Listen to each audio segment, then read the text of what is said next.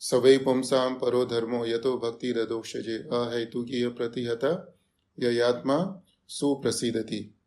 So we will very briefly discuss 6 words from this verse. From the first line, Svayam Pumsam para-dharma, we will discuss the word dharma. From the second line, we will discuss the 2 words Bhakti and Adhokṣaja. Third line, we will discuss again 2 words Ahaitukī Apratihatā. And from the 4th line, we will discuss 1 word which is suprasīdati. And we should remember that this verse answers the first 2 questions of the Srimad Bhagavatam, which is 1, what is the ultimate good for every human being? And 2nd, what is the essence of all the scriptures? So, Sutta Goswami says, Svayam Pumsam para-dharma, that the supreme good for everyone, or the essence of all the scriptures, is to yato bhakti adhokṣaja, is to render devotional service unto Lord Krishna. But such a devotional service should be unmotivated and uninterrupted. Ahaitukī Apratihatā.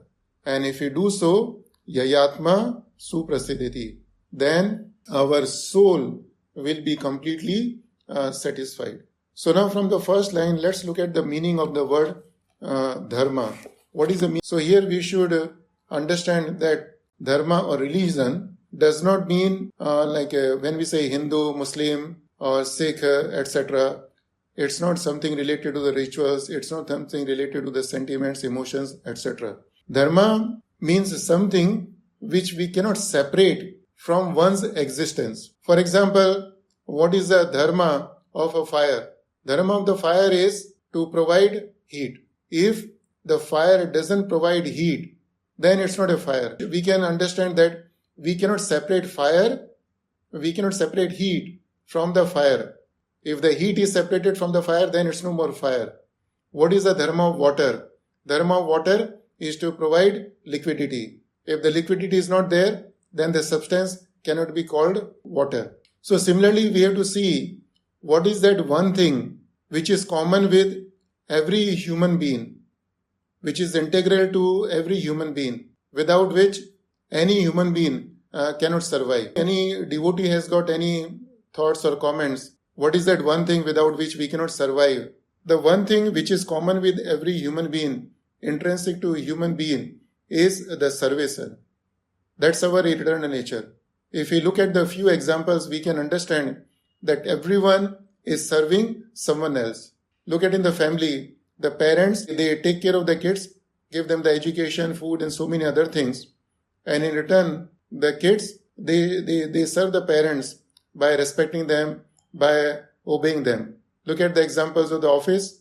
Office, we serve our master, our bosses, and the bosses in turn, they serve us by giving us the employment and money. Business community, they serve the customers and the customers serve them by paying them the money. Government, they serve the praja, the population, by maintaining law and order, and the population, the citizens, they serve the government by paying the taxes, maintaining or following the orders of the government. Go to the schools, students, they serve the teachers by following their guidance, and teachers, they serve the students by educating them. And if you say that there is somebody who has, for example, gone to the Himalayas, he is not in one of these categories. So then Bhagavatam says everyone has to serve his or her own body. Our body has the need to eat, the body has need to drink water, and even if somebody is not drinking water, somebody is not eating, still when I get itching on my body, I have to scratch my body.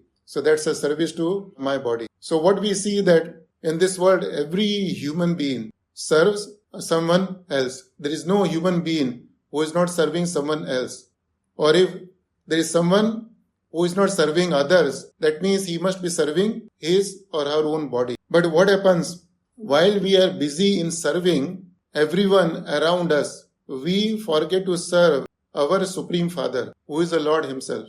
Lord Krishna says, Aham pitamasya jagto mata dhata pitame. Krishna says, I am the father and mother of every being. Krishna says, Aham bij pita. Krishna says, I am the seed-giving father of everyone. So if Krishna is our Supreme Father and Mother, that means we are all His children. So we have to reflect on ourselves and see that during the day, how much time we spend in serving our Father. Father doesn't need our service. Like, for example, we don't expect anything from our children. Rather, we have given them everything. But simply symptom of love. And when we look at our daily routine, we will realize that we either don't spend any time in serving our Supreme Father and Mother, or we spend very little time in serving our Supreme Father, who is Krishna. It is just like a child.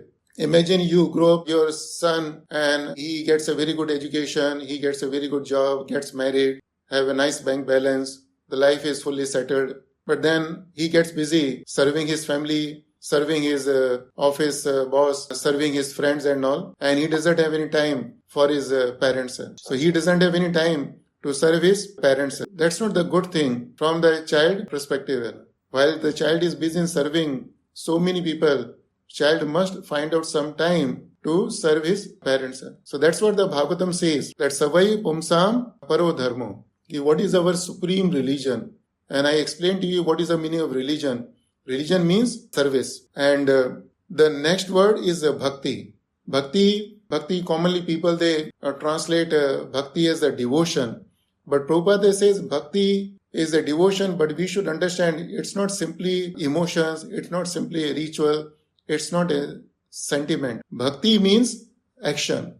Action is involved in Bhakti. In Bhagavad Gita 9th chapter verse number 2, when Krishna says Raj Vidya Raj Guyam Pavitram Idam Uttamam Pratyakshavagamam Dharmam Susukhum Kartum Avyayam. So Krishna says, this is the king of knowledge, what I am giving you. This will give you the happiness, blah blah blah, so many things. But finally he says Kartum. Kartum means we have to do. Some action is involved. Or we can say Bhakti means service.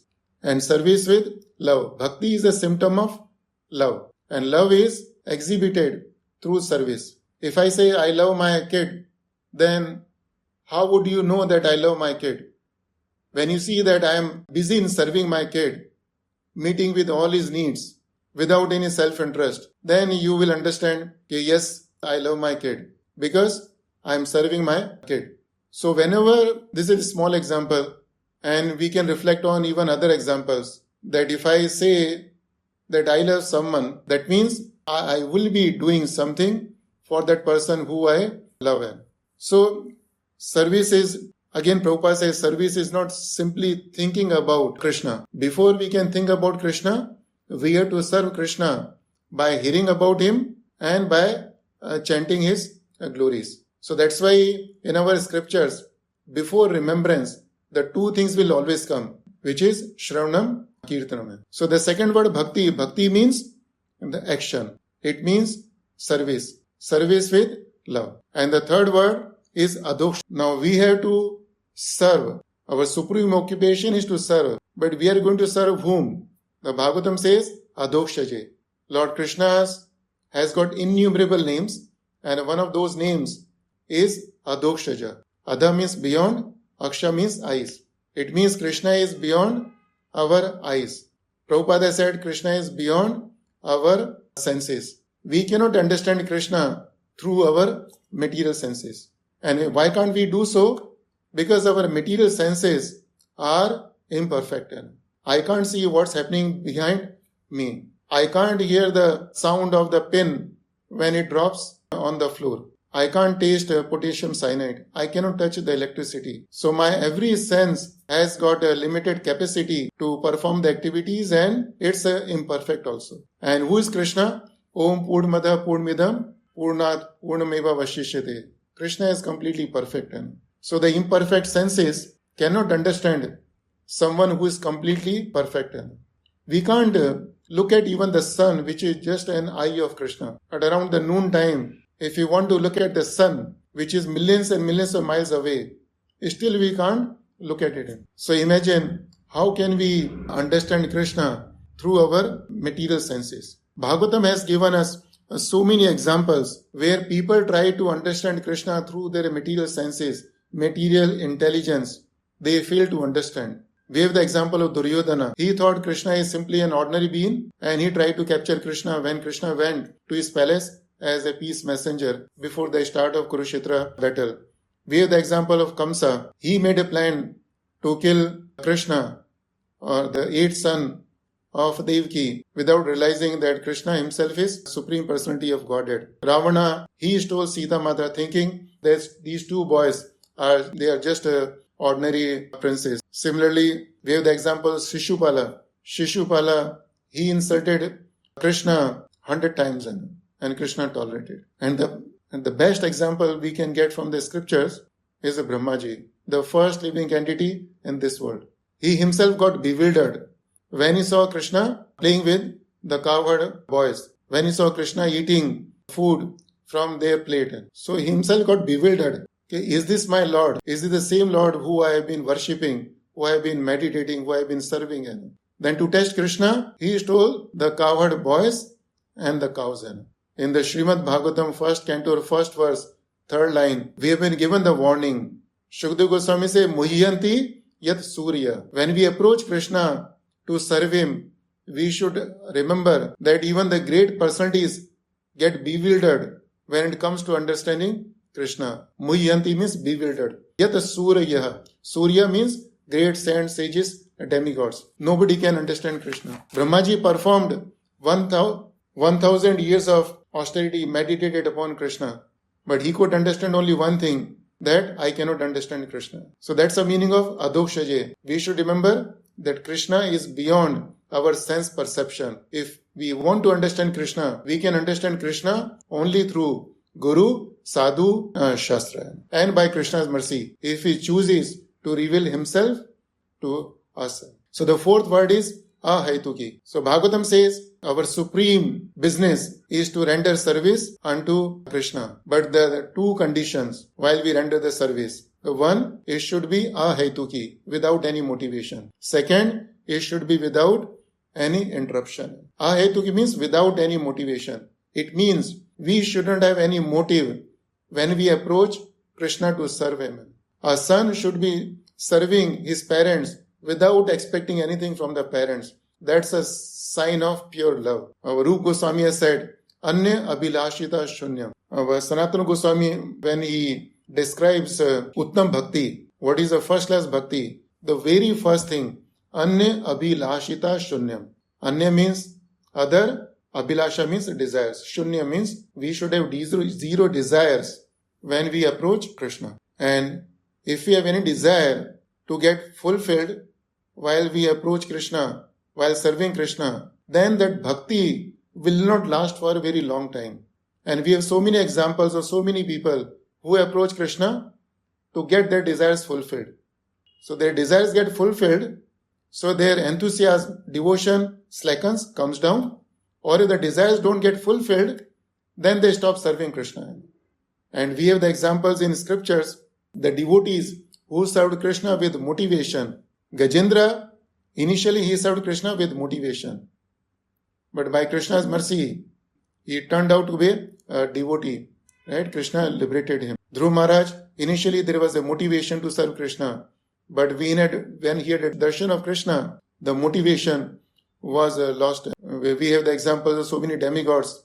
Whenever they are in danger, they will approach Brahmaji. Why? For their own protection. Not because they have the pure love for Krishna. On the other side, we have so many devotees. Example of so many devotees who served Krishna without any motivation. For example, Prahlad Maharaja, no motivation. Hanumanji, no motivation. Gopis, no motivation. Arjuna, no motivation. So that's a Ahaitukī. So we should remember, if there is any motivation to serve Krishna, then we won't be able to continue to serve Krishna for a long time. Or if we continue, we won't have the enthusiasm and determination to serve Krishna. And the next thing is very interesting, Apratihatā. Apratihatā means our bhakti should not be interrupted by any external circumstances. Now, external circumstances, on this point itself, we can have at least 15-20 minutes of discussion, that what are various external circumstances due to which our devotion unto Krishna, our devotion service gets hampered. So the first thing is our desires and attachment. Ravana, he was too much obsessed to enjoy Sita. So he couldn't turn to be a devotee of Lord Rama, although so many people advised him. Shukracharya, he was probating Bali Maharaj just to keep the power with Bali Maharaj. So Bali Maharaj turned to be a devotee, Shukracharya not turned out to be a devotee. We have social pressure and the duties.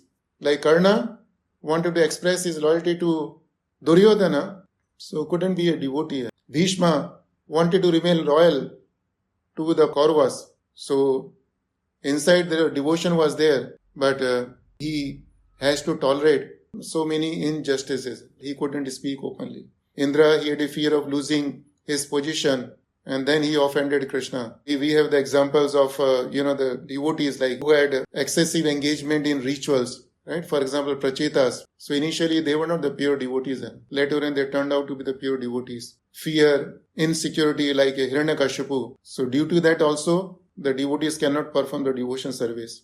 Then another reason is the external hardships. When we are sick, bhakti gets interrupted. Family situations, people are not favorable in family, then bhakti gets interrupted. And the most important reason of the interruption in our devotion service, only one main thing. And any devotee has got any thought, what is that one thing? The topmost thing due to which our bhakti is not uninterrupted. The most important obstruction in our devotion service is lack of continuous association with the devotees.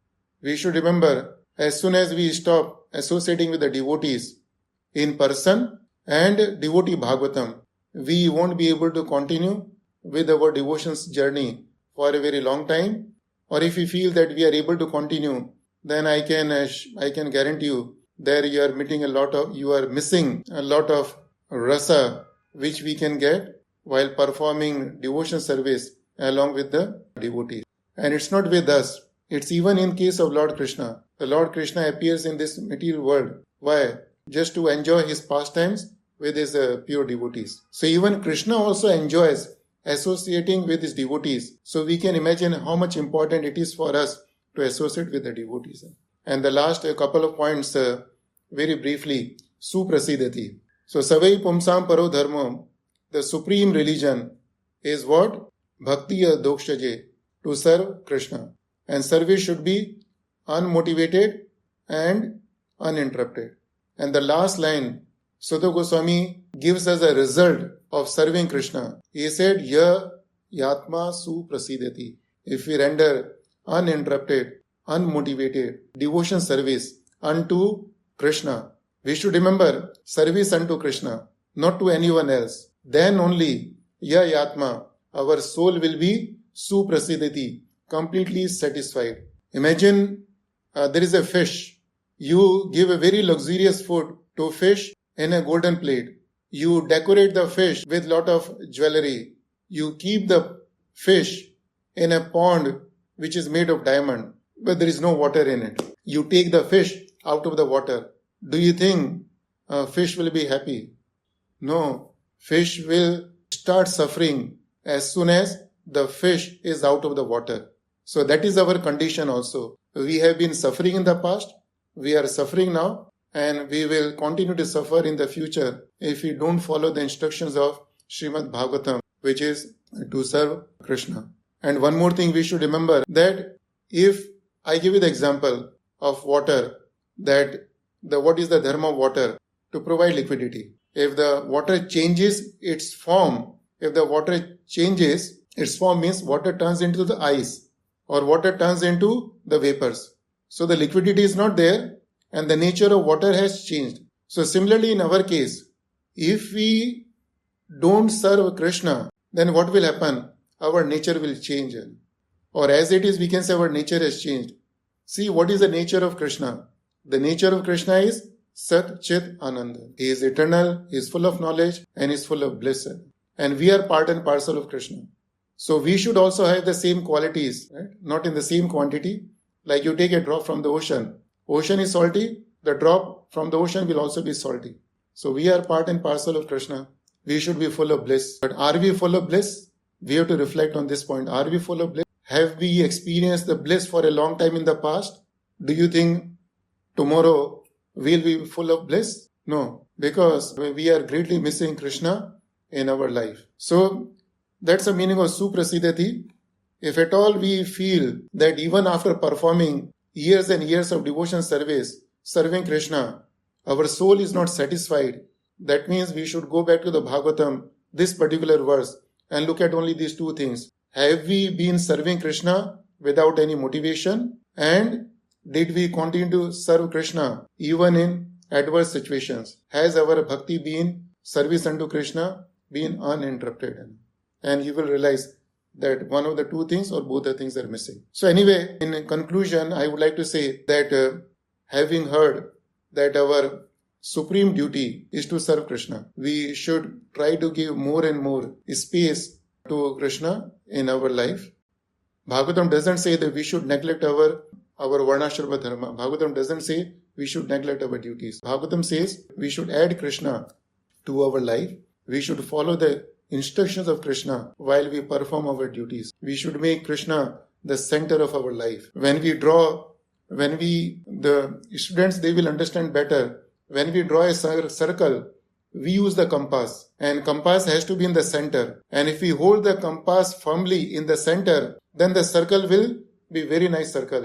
But if the compass is not held properly, compass is shaking, then the circle will be disturbed. So this applies to all kinds of circles we have in our life. We have the family circle, we have the office circle, we have the business circle.